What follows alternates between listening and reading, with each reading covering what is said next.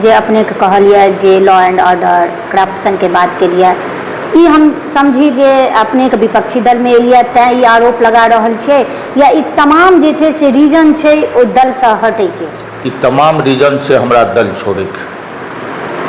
अच्छा जखन इस्तीफा अपने के दिलिए तो शीर्ष नेता जदयू के क्यों अहाँ के फोन केलथि या मुख्यमंत्री जी अहाँ से कांटेक्ट करऽ चाहलथि अगर हुनका भनक लागल हेतनि तो होइ छै ने जे क्लोज रहले से तो दिल में हमेशा रहे छै। बातचीत कुछ नेता से हमरा भेल और हम सबसे यह आग्रह करने रहिए कि आप नीतीश बाबू को लौटा दीजिए। जिस स्थिति में थे इन लोगों को अभी नीतीश बाबू को जरूरत है बेहतर इलाज का, कोई लोग उनका बेहतर इलाज नहीं करा रहा है। उनको मुख्यमंत्री आवास में बंद करके रखे हुए हैं, बीमार से हाँ देखियो कभी भी कोई कार्यक्रम उनका चेहरा देखियो उनकर की स्थिति छे से देखियो। अच्छा आप बुझा रहे जो उनका बेहतर इलाज नहीं भ रहा है, एकदम बेहतर इलाज नहीं भ रहा। अगर बेहतर इलाज हेते तो 5 साल बिहार के चला सके छथि, एकदम चला सकते रहे, लेकिन बेहतर इलाज ने एक बार 2 साल पहले खाना पूर्ति करे के लिए कुछ लोग इनका स्कॉटलैंड आ गए रहे और स्कॉटलैंड में इनकर इलाज भी भेले। वहाँ डॉक्टर फिर 3 महीना के बाद बजे जे इनकर फैमिली डॉक्टर हमरा कहले जे फैमिली डॉक्टर इनका संग स्कॉटलैंड गए रहे उनकर कहना रहे 3 महीना के बाद फिर डॉक्टर वहाँ बजने रहे और एक हिदायत देने रहे इनको पुराने लोगों से मिलवाइए, पुरानी बात सबको याद दिलाते रहिए। लेकिन वहाँ से आने के बाद उल्टा ही हो गया, पुराने लोगों से मिलवाने की बात तो दूर, या तो कैबिनेट के मंत्री से भी मिलवाने से रोक दिया गया। फिर पुनः पूछा जे अगर महागठबंधन सीट बंटवारा करे छथिन, मधुबनी के बात होइ छै, कांग्रेस के अगर सीट जाय छै मोर देन 2 यानी 2 से ज़्यादा या 3 जीत जाय छै, अगर विनोद जी से पूछल जेते जे अहाँ के कतऽ के सीट चाहिए कतऽ के सीट मांग रिक्वायर करऽ चाहबै, निश्चित रूप से हमर तो अपन विधानसभा प्रयास घर से कमजोरी लोग के रही छी, लेकिन हम पूरा जिला में काम केने छी, पार्टी के जे आदेश है तो देखियो हमरा संग अखन पूर्व एमएलसी विनोद कुमार सिंह जी छथि। अहाँ सबके बता दी जे ई एकटा जदयू के वरिष्ठ नेता या मुख्य चेहरा में से आबै छलथि और नीतीश कुमार मुख्यमंत्री जी के बहुत क्लोज जानल जाइ छलथि है, जे आब जदयू के इस्तीफा दऽ कऽ यानी जदयू परिवार छोड़ कऽ कांग्रेस परिवार में शामिल भेलथि है। हिनका से जानब जे कांग्रेस परिवार में शामिल होबऽ के कारण की छै, इस्तीफा जदयू के परिवार से इस्तीफा देबऽ के कारण की छै, संगे आबऽ वाला चुनाव में की किछ पॉजिटिव देखा रहल छै कि सोच कऽ पार्टी बदलत है, मैनी प्रकार के सवाल छै, या पार्टी में कोनो एहन देखलखिन है जाहि कारण से पार्टी छोड़ कऽ कांग्रेस से एलथि है, आखिर कांग्रेस में की देखलखिन, तमाम हिनका से सवाल करब। सर सबसे पहले तो बहुत बहुत स्वागत है मिथिला, बहुत बहुत धन्यवाद। पहिल सवाल करब जे जदयू के एक जाने माने चेहरा छलखिन हैं विनोद कुमार सिंह जी, नीतीश कुमार के बहुत क्लोज मानल जाइ छलखिन हैं, देखल जाइ छलखिन हैं, की भेलै जे धीरे धीरे जे छै से जदयू से दूर होइत गेलिए और जदयू के इस्तीफा दऽ कऽ कांग्रेस परिवार में शामिल भेलिए? जो जनता दल यूनाइटेड अब यूनाइटेड नहीं रहे, जनता दल यूनाइटेड एक अब लिमिट भऽ गेलै, सीमित दायरा में आबि गेल छै, कुछ चंद लोग के मुट्ठी में आबि गेल छै। जहिया से मुख्यमंत्री जी अस्वस्थ भेला हन विगत 15-16 महीना से काफ़ी वो अस्वस्थ चल रहा है, वजह से उनका हाथ से पार्टी निकल गई है। अच्छा, जनता दल यूनाइटेड। और हम तो माननीय मुख्यमंत्री जी के हर एक मोड़ पर, बिल्कुल, चाहे वो पार्टी के अस्तित्व के सवाल होए, सरकार बनावे के सवाल होए, या हर एक संघर्ष में उनका संग खड़ा रहिए। 15 महीना से ज़्यादा हो गए हन अब बिहार के सरकार एक रिटायर्ड अधिकारी चला रहा है, जो पहले मुख्य सचिव रहे, मुख्य सचिव से रिटायर होने के बाद मुख्यमंत्री जी के सलाहकार के रूप में नियुक्त है दीपक कुमार जी, जिनका लोग डीके बॉस के नाम से, डीके टैक्स के नाम से बिहार में वो मशहूर है। वो सरकार और पार्टी दोनों चलावे के काम कर रहा है। अब कार्यकर्ता से मुख्यमंत्री जी के भेंट हेते ये वह तय करती, कार्यकर्ता छोड़ दियो, कोई मंत्री के भी मुख्यमंत्री जी से मिले के रहे छे तो उनको दीपक कुमार लंग गुहार लगावे पड़े छे। अच्छा, तो हमारा एहन कार्यकर्ता जे समता पार्टी के समय से पार्टी के सींचे के काम के पार्टी के खड़ा करे के काम के सरकार बनावे में हमार अहम भागीदारी रहले, अहम भूमिका रहले। तो हमरो जहन कार्यकर्ता के 15 महीना से वेटिंग में रहे पड़ते अपन नेता से मिले के लिए। इवन मुख्यमंत्री जी के नजदीकी सेहो कहल जा रहा है। हम तो वह बताब छी, नीतीश बाबू जहिया से मुख्यमंत्री बनला 2005 के नवंबर से लेके आ 15 मास पूर्व तक कभी हमरा अपॉइंटमेंट ले के जरूरत नहीं पड़ते रहे मुख्यमंत्री जी से मिले के लिए। अब तो वर्तमान हमर छोड़ दियो मंत्री तक के अपॉइंटमेंट नहीं मिले। ऑफ द रिकॉर्ड अहाँ मंत्री सबसे पूछियो उनका मुख्यमंत्री से भेंट करे ले कते परिश्रम करे पड़े। यदि मुलाकात भाइयो जाए छे तो 1-to-1 मुलाकात नहीं होई छे। देखो ये एते दिन नेता प्रतिपक्ष कहे छलखिन डी के बॉस के हाथ में जे छे से सरकार छे। अब अपने को पार्टी जे नजदीकी छलिए ओ आदमी के ओ नेता कह रहल छे। बिल्कुल नेता प्रतिपक्ष जे हिनका पर आरोप लगलखिन बिल्कुल सत्य छे। कभी भी कोई मंत्री कोई कह दिए ऑफ द रिकॉर्ड अहाँ बात करियो नहीं बता सके। दोसर बात भेले कि लॉ एंड ऑर्डर और भ्रष्टाचार चरम सीमा पर छे। कोई विधायक सत्ताधारी दल के विधायक और मंत्री के हैसियत नहीं छे कि बिना पैसा दिए ने ब्लॉक और थाना में ककरो कोई काम करवा देते। हम ही कब आज से जाना चाहब जे अपने के कहलिए जे लॉ एंड ऑर्डर करप्शन के बात के लिए ई हम समझी जे अपने के विपक्षी दल में एलिए तैं ई आरोप लगा रहल छे या ई तमाम जे छे से रीजन छे ओ दल से हटे के? ई तमाम रीजन छे हमरा दल छोड़े के। तमाम ई रीजन छे भ्रष्टाचार और लॉ एंड ऑर्डर। अभी भ्रष्टाचार के हम ताज़ा उदाहरण दै छी। अभी वर्तमान में चीफ सेक्रेटरी अमृत लाल मीणा जी छे, बहुत तेज तरार आईएएस रहला हन। बिहार में चीफ सेक्रेटरी बने से पहले वो केंद्र में प्रतिनिधित्व पर रहे। मुख्यमंत्री जी आग्रह पूर्वक उनका बजा के नहीं आ पाइए और मुख्य सचिव का पदभार ग्रहण कीजिए बजा के 30 अगस्त के उनका रिटायरमेंट रही। आज़ादी के बाद आज तक बिहार में कहियो न भेले हन कि 27 दिन पहले नया चीफ सेक्रेटरी की नियुक्ति भेल। ये एक बहुत बड़ा डील है जिनका चीफ सेक्रेटरी बनायल गए हन जे नौकर साहब बैठल छे वहाँ मुख्यमंत्री आवास में बहुत बड़ा डील कऽ के आ 27 दिन पहले एहि दुआरे कऽ देलकनि कि बीच में कोई अरंगा नहीं लग जाए। तो भ्रष्टाचार के कोनो नीचे स्तर पर नहीं छे। मुख्यमंत्री आवास से भ्रष्टाचार वहाँ से शुरुआत होइ छे जे कि ब्लॉक तक जाए छे। आई जते ट्रांसफर आ पोस्टिंग भऽ रहल छे बिहार में BDO CO SDO DSP DM SP से लाके सचिवालय में बड़ा बड़ा अधिकारी के टोटल सिस्टम बड़ा बड़ा डील के साथ ट्रांसफर आ पोस्टिंग भऽ रहल छे। नीतीश बाबू के कार्यकाल में एहि तरह के पहले कभी नहीं भेल। हाँ बिल्कुल अहाँ मतलब बहुत नजदीक छलिए। मतलब जे ई कह रहल छे करप्शन के बात कर लॉ एंड ऑर्डर पर बात कर रहल छे ई ट्रांसफर पोस्टिंग के बात कर रहल छे जेना अहाँ कहलिए अमृत लाल मीणा जी के बात कहलिए जे सचिव जे रिटायर होइ छथिन ओहिसँ 1-2 दिन पहले या 1-2 दिन बाद जे होइ छे से नियुक्त होइ छे। एहि सबमे की देख रहल छे जे सबटा अधिकारी हाथ में छे। अधिकारी आखिर ई क्या कऽ रहल छथिन? अधिकारी के कहलो डील भऽ रहल छे। अधिकारी के डील भऽ रहल छे। आई दीपक कुमार जी के बेटा बिजनेस करे छे एनडीओ चला रहल छे। क्याटा 21टा कंपनी खोलने छे। जे दीपक कुमार छे तो उनकर बेटा के 21टा कंपनी छे आ सारा कंपनी के एक एड्रेस छे। एक एड्रेस पर उनका लेल ईडी या सीबीआई नहीं छे। ईडी सीबीआई रह गेलन सिर्फ बहुत बड़ा विपक्ष पर। मतलब पोल खोल रहल छे अपने। ईडी या सीबीआई सिर्फ विपक्ष के ऊपर रह गेले हैं। और अमृत लाल मीणा जी चूँकि दलित परिवार से आवे छे तो अनुसूचित जाति से आवे छे तैं हुनका अपमान कयल गेले हैं और दलित के अपमान बिहार के लोग अब नहीं बर्दाश्त करते। एकर जवाब आगामी चुनाव के समय में एनडीए सरकार के मिलते। एनडीए सरकार के ई जे दलित समाज के अपमान केलखिन अधिकारी के साथ की लगे एकर कतेक प्रतिफल जे छे से महागठबंधन के भेटतै?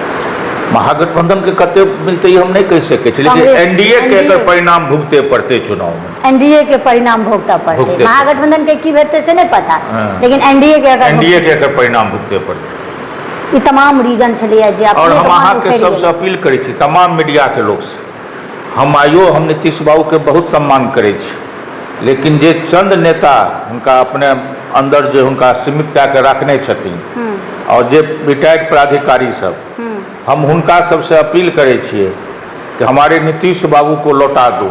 जिस स्थिति में नीतीश बाबू थे आज से 15 महीना पहले, 18 महीना पहले, उस स्थिति में नीतीश बाबू को लौटा दो। बिहार के जनता भी यही चाह रही है कि नीतीश कुमार जी जिस स्थिति में थे, जो उनका इकबाल था, उसको लौटा दो। हम लोग नीतीश कुमार जी के साथ हैं, नीतीश कुमार से प्रेम अखनो होइ छै। अभी भी है, उनके प्रति अभी भी सम्मान है और हमेशा उनके प्रति सम्मान रहेगा। अच्छा, मतलब दल के प्रति बैठ सकै छी, लेकिन नीतीश कुमार जी के प्रति, मुख्यमंत्री जी के प्रति अखनो सम्मान, अखनो प्यार छै। अभी भी उनका प्रति हमरा बहुत सम्मान अच्छा, छै। जखन इस्तीफा अपने के देलिए तो शीर्ष नेता जदयू के केओ अहाँके फोन केलथि या मुख्यमंत्री जी अहाँसँ कॉन्टेक्ट करऽ चाहलथि? अगर हुनका भनक लागल हेतनि तो होइ छै ने जे क्लोज रहलै से तो दिल में हमेशा रहै छै। बातचीत कुछ नेता से हमरा भेल भेल और हम सबसे यह आग्रह करने रहिए कि आप नीतीश बाबू को लौटा दीजिए। जिस स्थिति में थे, इन लोगों को अभी नीतीश बाबू को जरूरत है बेहतर इलाज का। कोई लोग उनका बेहतर इलाज नहीं करा रहा है। उनको मुख्यमंत्री आवास में बंद करके रखे हुए हैं। बीमार छथिन। हाँ, देखियो कभी भी कोई कार्यक्रम उनकर चेहरा देखियो, उनकर की स्थिति छै से देखियो। अच्छा, अहाँ बुझा रहलिए जे हुनका बेहतर इलाज नहीं भऽ रहल छै। एकदम बेहतर इलाज नहीं भऽ रहल। अगर बेहतर इलाज हेतै तो 5 साल ओ बिहार के चला सकै छथि। एकदम चला सकैत रहे, लेकिन बेहतर इलाज ने एक बार 2 साल पहले खाना पूर्ति करे के लिए कुछ लोग इनका स्कॉटलैंड आ गेल रहे और स्कॉटलैंड में इनकर इलाज भी भेले। वहाँ डॉक्टर फिर 3 महीना के बाद बजे जे इनकर फैमिली डॉक्टर हमरा कहले, जे फैमिली डॉक्टर इनका संग स्कॉटलैंड गेल रहे, उनकर कहना रहे 3 महीना के बाद फिर डॉक्टर वहाँ बजने रहे और एक हिदायत देने रहे, इनको पुराने लोगों से मिलवाइए, पुरानी बात सबको याद दिलाते रहिए। लेकिन वहाँ से आने के बाद उल्टा ही हो गया। पुराने लोगों से मिलवाने की बात तो दूर, या तो कैबिनेट के मंत्री से भी मिलवाने से रोक दिया गया। आज मुख्यमंत्री जी उस स्थिति में नहीं है कि अपने मंत्री को भी पहचान पाए। यानी किस चुनिंदा शीर्ष नेता और अधिकारी लोग रिटायर्ड अधिकारी करै छथिन ताकि वर्चस्व हुनकर रहे, उनका वर्चस्व है, लूट खसोट करैत रही। अच्छा, अब अपने कांग्रेस में एलिए, कांग्रेस में की देखलिए जे एकर स्थिति केहन बिहार में एलै? एलै कि डिसीजन लेने हेबै तो बहुत सोच समझ कर लेने हेबै, एलै कि आगामी जे छै से चुनावो छै, ई सब के नजर राखैत कांग्रेस में की देखलिए जे अपने फिर कांग्रेस में ज्वाइन किए? कांग्रेस ज्वाइन करे के सबसे पहले बोले कि हम राजनीति के पेंसिल कांग्रेस से शुरुआत करने छी। हम जब दरभंगा में पढ़ते रही ललित नारायण मिथिला विश्वविद्यालय में, CM कॉलेज, बाद में विश्वविद्यालय में, तो छात्र जीवन से ही हम NSY में रहे। उस टाइम में NSY के बिहार के प्रेसिडेंट मधुबनी के ही माननीय श्री प्रेमचंद मिश्रा जी रहे थे और उनके नेतृत्व में हम सब विश्वविद्यालय के राजनीति से शुरुआत करने रही। काफ़ी दिन तक NSY में हम रही, तो हमारा अंदर कांग्रेस के प्रति हमेशा कमजोरी रहल है और हमरा लागल कि अब अपन घर पुनः वापस, और सिर्फ हम ही नहीं, हमर दादाजी, परदादाजी, दादाजी, पिताजी सब कांग्रेसी रहा।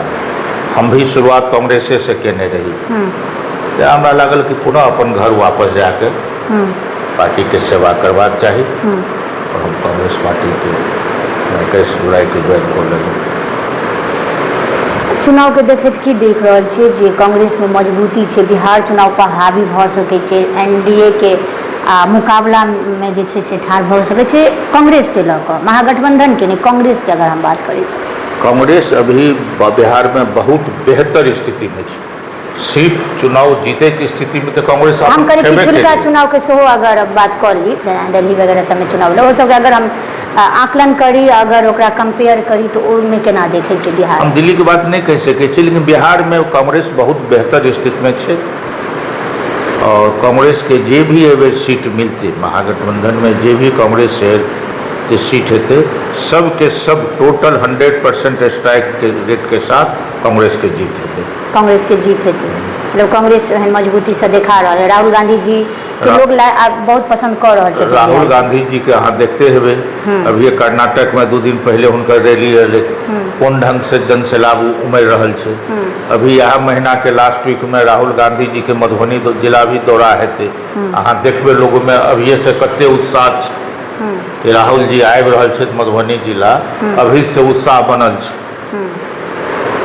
अच्छा, कांग्रेस में अपने के जुड़ल है, फिर क्षेत्र में भ्रमण जे मधुबनी अपने के आगमन भेल ओकर बाद गेल है, तो अहाँ के ई समर्थक अपन जे डिसीजन ले लिया एहि के कतेक लोग समर्थन दऽ रहल छै जे नहीं अहाँ नीक केलहुँ?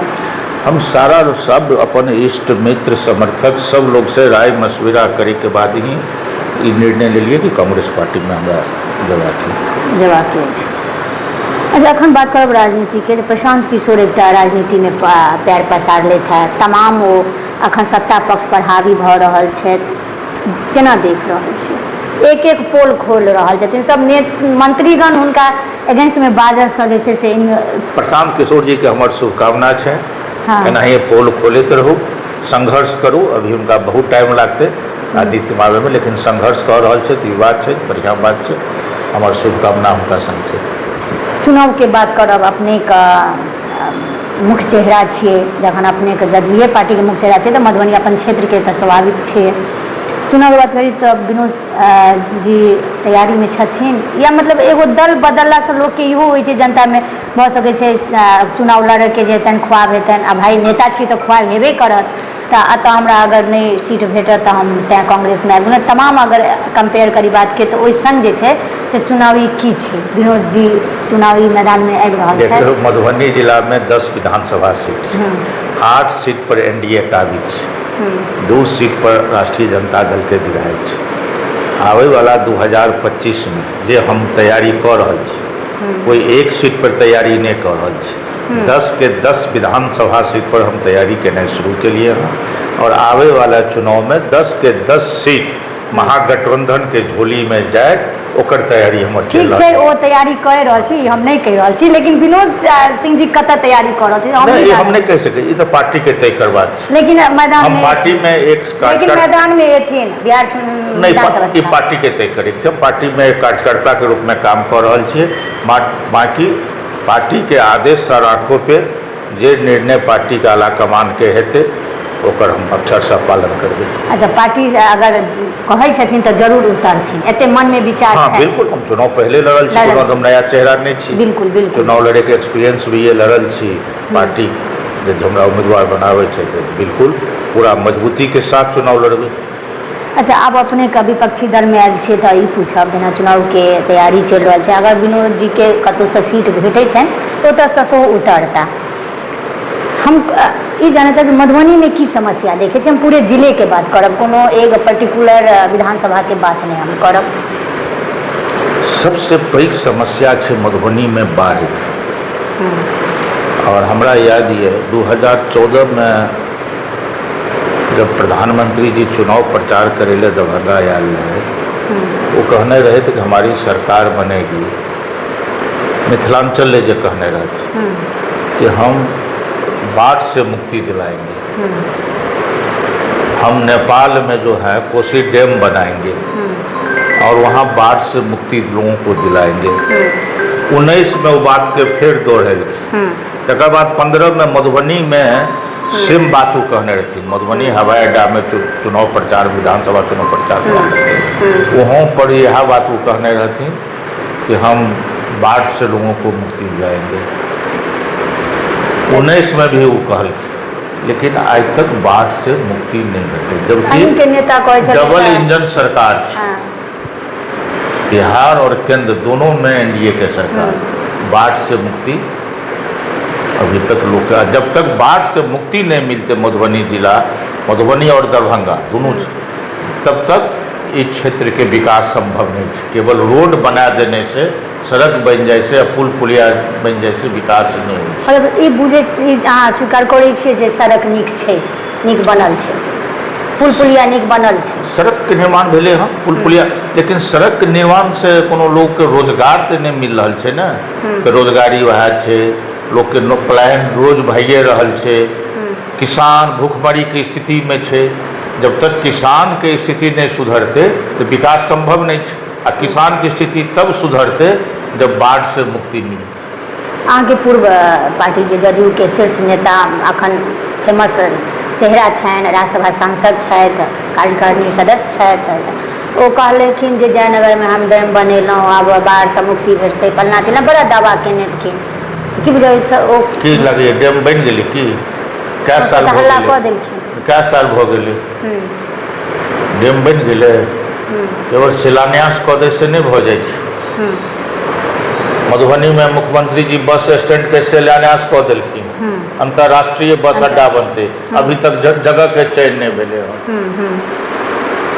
ये सब चुनाव के समय में नेता सबके से नहीं सुनैत रहबै, बहुत कुछ बोलता, बहुत कुछ घोषणा हेतै। जेना अपने के बस स्टैंड के बात केलिए तो अखन एगो केंद्रीय विद्यालय के सेहो मुद्दा छै मधुबनी में उठल, जे संजय झा जी अपने आयल रहे थे तो 2-3 महीना पहले कहलखिन रांची में बनते, और तमाम पेपर के मुख्य पेज पर छपले जे अब केंद्रीय विद्यालय मधुबनी के रांची में बनेगा।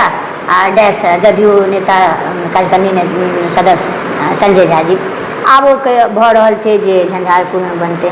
तो एहिमे लोकसभा मधुबनी और लोकसभा झंझारपुर के नेता एक दोसर आरोप छै जे सबटा विकास झंझारपुर में भऽ रहल छै। देखो केंद्रीय विद्यालय के निर्माण तो बहुत पहले भऽ जयबाक चाहिए, अभी तक नहीं भेलै, दुर्भाग्य छै मधुबनी के लिए। और हमने कहे छी कि मधुबनी में बनबाक चाहिए कि झंझारपुर में बनबाक चाहिए। मधुबनी जिला बहुत बड़ा जिला है, तो 2 केंद्रीय विद्यालय होबाक चाहिए, एक मधुबनी लोकसभा में भी होबाक चाहिए, एक झंझारपुर लोकसभा। अब बहुत एहन जिला है जहाँ 2-2टा केंद्रीय विद्यालय छै, तेसर आबि गेलै, बहुत जिला छै। दिल्ली सब जब 5-5टा छै, तो नहीं छै, 2टा बने के चाहिए, मधुबनी लोकसभा भी और झंझारपुर लोकसभा। मधुबनी जिला तो लार्जेस्ट जिला छै, जिला छै, जगह तेसर स्थान पर छै बिहार के जिला छै। ताहिमे तो हमरा लोग जखन दरभंगा में 3 बने ताहिमे तो 4 बनि जेबाक चाहिए। अच्छा ई कहब जे कांग्रेस के मुद्दा की रहते, अथी रोजगार, पलायन रोकनाइ, शिक्षा, स्वास्थ्य की रहते? निश्चित रूप से रोजगार, नौकरी, शिक्षा, पलायन और बाढ़ से मुक्ति यो रहते। जब बिहार में महागठबंधन के सरकार बनते तो पहल प्रयास सरकार के हेते कि बाढ़ से क्षेत्र के लोग के मुक्ति दिलावे। अपने सत्ता पक्ष से एलिया ओतऽ के रणनीति बारे में किछु ने किछु जानकारी नीक जकाँ हेबे करत, किछु नहीं बहुत ज़्यादा हैत, आकर केना यूटिलाइज हेतै एहि पार्टी में? आब कई तरह मतलब कनि होइ छै ने, ओहि पार्टी से एलहुँ है तो बहुत सारा जानकारी है, तो एहि पार्टी में आब केना की ओहि सबके यूटिलाइज हेतै, कतेक उपयोग कयल जेतै? वो राजनीति के बहुत दिन के हमारा अनुभव है। हाँ, और ये बात सही है, सत्ताधारी दल में रहिए हम, लेकिन सत्ताधारी दल में रह के कभी हम दलाली और ठेकेदारी नहीं के लिए हमार कोनो दर व्यापार बिजनेस नहीं देखे चाहे कतौ नहीं, और सादगी जीवन हम सब दिन व्यतीत केलहुँ। हम अपन जो अनुभव है एते दिन के अनुभव के शेयर करबे पार्टी के मजबूत करे के लिए, और कहूँ आवे वाला समय में ढंग से शेयर करबे कि 10 के 10 सीट महागठबंधन के झोली में। फिर पुनः पूछब जे अगर महागठबंधन सीट बंटवारा करै छथिन, मधुबनी के बात होइ छै, कांग्रेस के अगर सीट जाइ छै मोर देन 2 यानी 2 से ज़्यादा या 3 जीत जाइ छै, अगर विनोद जी से पूछल जेतै जे अहाँके कतऽ के सीट चाहिए, कतऽ के सीट मांग रिक्वायर करऽ चाहबै? निश्चित रूप से हमर तो अपन विधानसभा फुलपरास छै, घर के कमजोरी लोग के रहे छी, लेकिन हम पूरा जिला में काम केने छी, पार्टी के जे आदेश है तो अक्सर सफल। लेकिन इच्छा रहते फुलपरास? फुलपरास विधानसभा घर छी, हम कोसी के दियर में पैदा लेने छी, अभियो हमार जे घर अहाँ 4 चक्का से नहीं जा सकै छी। बिल्कुल, आब हम समस्ये पड़े तो लगे फुलपरास 2 चक्का से जेबे तो 9 से जाय पड़त। की सब फुलपरास विधानसभा में की कमी देखे छी? अगर चाह अहाँ के फुलपरास सबसे बड़का कमी छै बाढ़। हाँ, बाढ़ तो अपने सड़क आई भी विधानसभा में जेबे सड़क हमरा सब पंचायत चल जाइयो तो अहाँ 4 चक्का से नहीं जा सकै छी। तो विकास के बात सड़क और पुल पुलिया के बात करै छियै तो अभी भी तो अहाँ 4 चक्का से नहीं जा सकै छी। तो सत्ता पक्ष में रहिए तो सब हर एक साल हमार सबके जो गाँव छै जब बाढ़ि आबै छै तो घर कटि जाइ छै, फिर दोसर तरफ घर बनेलहुँ, फिर बढ़ि गेल दोसर साल। ये स्थिति कोसी के दियर क्षेत्र में अभियो अपने बनल तो छै। सत्ता पक्ष से एलिए तो कहियो एहन मौका लागे छलै या शीर्ष नेता सब बात करे के या अधिकारी सब, तो ई सब के समस्या अपने कहे हम तो छलिए? मुख्यमंत्री जी के कोसी के दियर के क्षेत्रों में ला गेल रहिए, देखेने रहिए, इंजीनियर के टीमों भेजने रहती, लेकिन तकर बाद धीरे धीरे कुछ लोग एहन लग गए, कुछ क्षेत्र के विकास नहीं हो देलखिन। हमरा उम्मीद जतले 2020 में फुलपरास से जेडीयू के विधायक चुनाव जीतले, बिहार सरकार में मंत्री भेले, तो हमरा लागल कि भाई हमरा कुछ पार्टी के क्षेत्र के विकास करथी, क्षेत्र के रोड के, सड़क के, पुल पुलिया, बाढ़ से मुक्ति दिलेथिन। संजोग से उनकर विभागों बहुत बढ़िया मिलल रहन, परिवहन विभाग मंत्री बने तो आबि के घुंघटिया में घोषणा केलखिन कि घुंघटिया को अंतर्राष्ट्रीय बस अड्डा बनाएंगे। एक साधारण भी बस अड्डा बनवा देथिन रहे तो समझतिए रे कुछ काम केलखिन, जे हुनकर गृह प्रखंड छियन घुंघटिया, लेकिन वो अपन पर परिवार के नौकरी पेशा ई सब में लाग गेलखिन। अच्छा, पर परिवार के नौकरी पेशा सब देलखिन है, बहुत सुन सोशल मीडिया से जानकारी। अच्छा, सोशल मीडिया से अहाँ के जानकारी लेबाक है। हाँ, अच्छा, किनका नौकरी देलखिन नहीं देलखिन, कौन रिश्तेदार के देलखिन, ई तो वह बेहतर बता सकै विपक्षी दल छियै तऽ अहूँ बता सकै छै ना? नहीं, वो बेहतर बता सकै छै, हुनका से पूछिए। मतलब मंत्री जी से हम पूछिए? हाँ पूछियो, बेहतर बता सकै छै। विपक्षी दल में छै तऽ कनि कहूँ जानकारी कुछ दिन के बाद जानकारी दो दे नाम के साथ। Wait and watch. हाँ सर, की कह चाहबनि समझ जनता से? हम यह अपील करै छी कि एहि बेर बिहार में महागठबंधन के सरकार बनाबियो और नया परिवर्तन करियो, युवा चेहरा के मौका दियो कि बिहार पहले से बेहतर बिहार के रूप में जानल जाए, पलायन रुकल जाए, यहाँ के युवा के रोजगार भेटे, नौकरी भेटे, ए दुआरे बिहार के महागठबंधन सरकार बनाबियो।